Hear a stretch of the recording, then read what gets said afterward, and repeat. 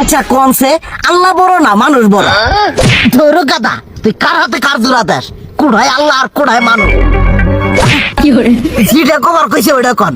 আল্লাহ বড় না মানুষ বড়? আল্লাহই তো বড়। আল্লাহ বড়, তাহলে আল্লাহর কথা না হইনা মানুষের কথা শুনেন কে? তুই কি কইতাছস?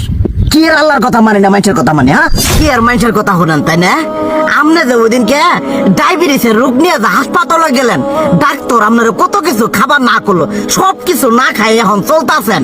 তাহলে আল্লাহ যে আপনারে কইছে যে হারাম খাবার না, সুদ খাবার না, কই আপনি তো কাম কাজ বাদ দিয়ে এলাকার আমাদের টাকা পয়সা না গায়ে খালি ওইলে দিয়েই খান, নিজেরা টেও হালাল ভাবে কামাই করেন না, ওই সুদও তো না কটা টিয়া করে লাভ আহে ওইলে দিয়ে দিয়ে চলেন আর পেটটা বড় বানাইছেন।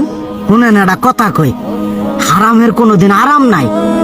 হালাল পথে রুজি রোজগার করেন, প্রয়োজনে এড়া বেলা কম খায়েন, তাও শরীর পিণ্ডও ভালো থাকবো, কোনো রোগ বেদও হবো না, আরামও পাবেন, আল্লাহও খুশি থাকবো।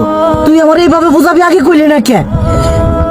আসলে এই বিষয়টা তো আমি কখনো মাথায় এইভাবে নিইনি যে আমাদের কখনো ডাক্তার নিষেধ করলে ঠিকই আমরা নিষেধ মানি, কিন্তু উপর আল্লাহ যে কত কিছু নিষেধ করে দিয়ে সেটা মানি না।